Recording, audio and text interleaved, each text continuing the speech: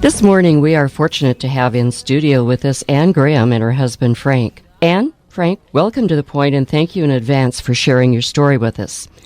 Anne, you are a most amazing woman. However, you did not start out your life as a woman. You transitioned from male to female just 21 years ago, and this is the first time you're speaking publicly about your transition. Tell us a little bit about that. Was it a difficult decision to make this transition? Scary? Tell me what you felt. Well, I didn't consider it difficult. I always felt from the day I was born and started the memories I have that I was female. So I was living in the body of a man, but I felt I should have been female. But I was born in 1951, and there were no words or ways to deal with this. So I repressed it. So when I made the decision finally to make the transition, it was a joyous thing. Actually, I recall the surgeon laughing at me because I was so happy as I was going into the surgery. Was that scary at all, facing the surgery? Yes. Well, the surgery was not scary at all. I'd been looking forward to it my whole life. What was scary was facing life in the other gender that I had not been socialized in. So that was difficult, learning the things that I had been denied the ability to learn as I grew up. And what age were you when you had the surgery? I was 46. You say that you were living in the wrong body. Mm-hmm. Were you attracted to men or women or neither? No. Both? No, the hormones that puberty brings on for a male are certainly very powerful, and I was a heterosexual male. And it was only sometime after the surgery, after getting comfortable living as a woman, that men started to look good. And I started dating, and I considered that I was a heterosexual male, and now I'm a heterosexual female. And that's a difficulty because a lot of people associate a person like me with being gay. Their first impression is, I say I'm transsexual to someone, they'd say, oh yeah, I have lots of gay friends. And this, of course, is a misconception. You were married, Anne, and had 2 sons at the time that you made the decision to transition. How did your wife and sons react to your decision? Well, she was very upset. Did she have any inkling? Yeah, we probably argued about whether I should do it for 2 years. Very violent, upsetting arguments. Of course, it was difficult. We'd been married 19 years. And my ex was very concerned about the financial aspects of what I might be doing, afraid I'd end up under a bridge and there would be no money to continue the life that we had built. I was a very successful engineer, manager, and the prospect scared my ex. My sons initially were okay with it. My younger son is still okay with it, but shortly after I actually was driven out of the home and started a transition, my older son rejected me pretty strongly. He was gay. He'd already come out as gay prior to me deciding to go with this. I have found a lot of gay people don't accept transgendered people. They don't understand it. Why is that? I don't know. Gay men enjoy their sexuality, and I think they can't understand someone who'd want to give up male sexuality, to be honest. What is your relationship with your ex-wife and your sons now? My ex and I are best of friends now because I paid alimony for 20 years and secured her financial future and my sons. And once I reached retirement age, I'm 67 years old now. When I retired, the alimony obligation stopped. And so you got a raise. I got a raise. Well, no, I moved into, my only income now is Social Security, but I no longer have to send alimony, and my ex is financially okay, and we were able to reestablish a very good relationship. My younger son comes up to visit all the time. I go down to visit him. My older son is very cold and distant, still for 20 years has not relented and accepted me. That is a loss for him. Mm-hmm. Well, Frank, let's talk to you. Okay. Frank is Ann's husband. You guys have been married for 14 years, just had an anniversary I saw on Facebook. Bravo. Congratulations. And you were introduced to Frank by your sister. And Frank, you knew about Ann's history before you made the decision to meet her. Many men wouldn't be interested in a transgender woman. What did you find interesting about Ann, other than the fact that she's attractive, brilliant, and has a wicked sense of humor? Any reservations about her history? Isn't that litany of things that I found attractive enough? Absolutely. No, I had no reservations at all. Her sister Sue and I were classmates in high school. We had reconnected. Sue was very open about Annie's background. We had some interesting discussions about it. I had no reservations at all, especially after we were introduced to each other on the internet by Sue. Before we actually physically met, had exchanged about 100 emails. We were actually located 3 states apart, so we didn't physically meet. So we had known one another on the internet for about 2 months. Finally, one day she sent me an email and said, "If you want to meet me, get off your fanny and get over here." I love that. I noticed when we were talking yesterday, you were a mountain man in Montana? So to speak, yeah. I'm a retired Army officer. And, 30 years, right? Close to that, yeah. Uh-huh. My last duty station was in Montana, so I had retired there. And after having cut my hair every 2 weeks, whether I wanted to or not, and shaved every day for 30 years, I had gone completely to seed. I had a braid down the middle of my back. My beard was down the middle of my chest, and I was pretty happy with my life and living pretty loosely in Helena, Montana, singing at the local pub and having a beer once in a while and hiking. I was 20 miles away from the Continental Divide. I could drive up there and go for a hike any day. I found myself to be pretty good company until I met her, and then it was all over. Then you found you could have even better company. Absolutely. I think And he was and is handsome as hell. He Yes, is. he is. Yes, He is. yes, he is. Well, thank you. I'm going to say he's really cute, actually, but I don't know if that's the right adjective. But, all of us have different eyes for different things. We do. Yes. And I think that's probably one of the things that people may not understand about my attraction to Annie or any man's attraction to another person, regardless of what their history is. We all have different eyes. Exactly. We all see one another differently. And we just talked about Frank's service. You were also in the military. Yes, You served 2 tours in Vietnam yes. and exemplary service record, and had to argue for your honorable discharge.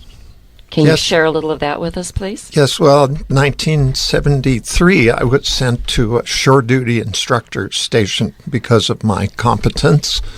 1973, there was no internet, and I picked up a newspaper one day and saw that the local hospital had done a transsexual surgery. And I went, "Oh, my God, you can do something about this?" I hopped in my car and I drove up to that hospital. I found the clinic, and I pressured the psychiatrist there to let me join their program. I said, "Me next. Me, please do me." I was totally blown away.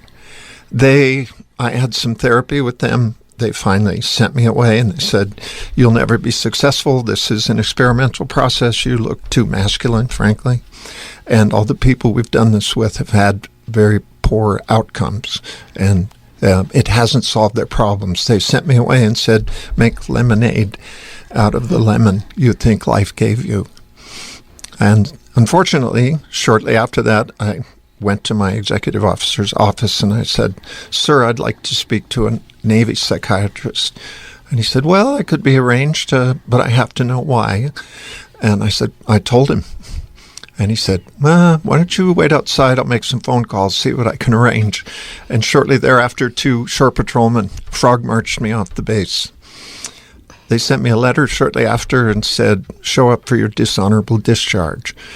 And I wrote back, pointing out, as you say, I'd had exemplary service, 2 tours in Vietnam, and had not violated any rule of the UCMJ.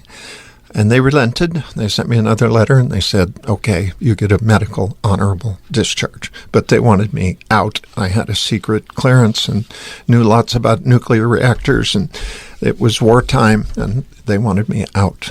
And you worked at Intel as an engineer, and you were working there when you went through your transformation. Tell us a little bit about how that was received by your coworkers and the support, if any, that you received. Yes, well, Intel's an amazing company, and probably I would not have had the success I had anywhere else. Of course, my boss was gobsmacked. He'd never heard the term transgender, and I haven't heard gobsmacked. Is that what you said? That's what I said. Yeah. Okay, you'll have to explain that later. Yeah. But Intel has a team of people who have dealt with it before. Actually, usually people with like me are very high achievers, and there are a number of them in Intel. And so Intel had experienced it. They knew how to deal with it. They gave me leave to go away and make some medically necessary changes. They trained staff. They trained all the engineering firms I worked for. And when I came back, I was received very positively. I really love Intel for the way they treated me. They challenged me to make sure that I could continue to perform, and I could. I actually excelled after that. They gave me a lot more responsibility. I spent 10 more years designing Intel's factories and traveling all over the world for Intel and being a very senior manager for them. And they let me do it because I had the skills and I could do it. They let you do it because you did a good job. You actually were sent to China to design a facility. Yes, we were intent to build a factory in China. I was leading the group at Intel that designed our factories. We knew the codes and standards in China would be different. So they sent me there. I spent, shortly after Frank and I married, we both went to China. And I spent a year building an engineering group there and learning how to translate what Intel does to what China would allow. And then we built a factory in China. And you also said you had a coworker who was really inspired by you. Yeah, several actually. A number of people recognized that what I had done was live my dream. I'd followed through. A lot of people feel they should have done something with their lives. And one gentleman stopped me once and said, I just resigned because of you. I'm going to go live my dream. I'm going to buy a sailboat and sail in the Caribbean for the rest of my life.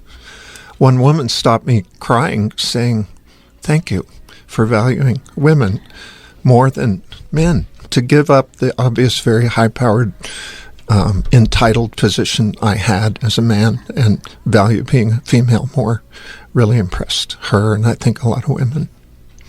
And isn't that what we would all like to do, is live our dream? Yeah. Because we're on this earth for such a short while. And so many of us do avoid it because of the change and the transition and as you said at the beginning, wondering what it would be like, but you did it. Congratulations. Absolutely. And changing directions just a little. You have a lovely young lady from China living with you as an exchange student. She is a doll. How does she feel about having a transgender parent? You know, I was concerned to say it to her because we'd been to China, and of course, transgenderism is not a common thing in China. But I finally, after a few weeks, decided I needed to just make sure she was aware of it. The Cultural Exchange Service that interviewed us knew about it. They don't care. I sat her down and explained all that. She said, so? And then she said, what's for lunch? And More she importantly, said, I just think of you as mom. And she does. We've lived with her now 8 months, and she's our daughter, and I'm her mother as a guardian, host parent. But it's a very, very close relationship, and it's no problem at all for her. And you taught her how to hug? Yes. Oh, yeah. Chinese are not common with that social practice we have of hugging people. So the first few times we tried to give her a hug, she didn't understand what was going on, and she would put her shoulder into us and kind of keep some distance. And now she doesn't. She just throws her arms open and gives us genuine hugs. And is quite endearing. Oh. We've ruined her. Her parents in China think that she's becoming too westernized. Well, she's been with you for how long now? 8 months. And then she has another 2 months. She goes back home in June, but she comes back in August to spend 4 years at college in the U.S. And you have told me that you would like to separate T from LGBT. What does that mean? Most people would know this. L, G, and B are about sexual attraction and orientation, who you want to have sex with. T is about how you want to present yourself to the world, whether you want to be the male role model or the female role model primarily. So frequently I've had trouble seeing why they're bonded together. I was actually on the board of directors of a large LGBT organization in Portland for a while. And I saw that they were using me as the token T, and that everything they were doing was aimed at the goals and objectives of gay people. And gay people want to establish, in my view, a third acceptable social model. And T is not about that. T is about, I was socialized in a way that I'm not comfortable with. I want to be in the other mode and just go ahead and live my life. I don't stand up and protest for rights for T's. I just live my life as a woman. I'm here doing this today because I think a lot of those rights are being threatened in the way society is moving lately. You are living as you have always seen yourself. And the two of you have a lovely, healthy heterosexual marriage. Exactly. Yes. Frank, you said something the other day that just warmed my heart. You said, when the lights go out. The last thing that happens in our bedroom, well, that other people get to know about. Thank you for qualifying that. Yes. Is we're laughing together. We laugh every day and we laugh every night.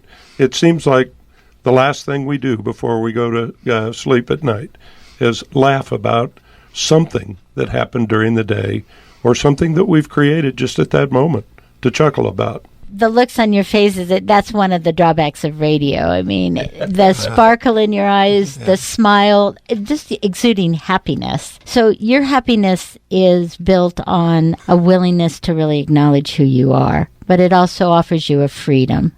Mm-hmm. I also found it interesting that you mentioned, having been a man, you can understand Frank's feelings. Yes, you bet. Sometimes way too much. What message would you like to give our listeners regarding transgender individuals? Well, I just hope that by exposing myself this way that I have done some small part to counteract the negative perspectives and people that are shown in the news as what a transgender person is about. They are not about protesting. They are not about being sex workers. They're just people who genuinely feel uncomfortable in the body they were born into and want to live their life in the other gender. And they go on to be, most of the transgender people I know through my experience are doctors and lawyers and emeritus professors and powerful individuals at Intel Corporation, and they're very strongly contributing to their communities. And I would hope that your listeners would find it in their hearts to accept them. And we haven't even talked about the many gifts that you've given to your community of Redmond. Thank you. Thank you both, Frank and Anne Graham. You've been listening to a KPOV Critical Conversation. To hear more engaging interviews, please visit kpov.org/criticalconversations.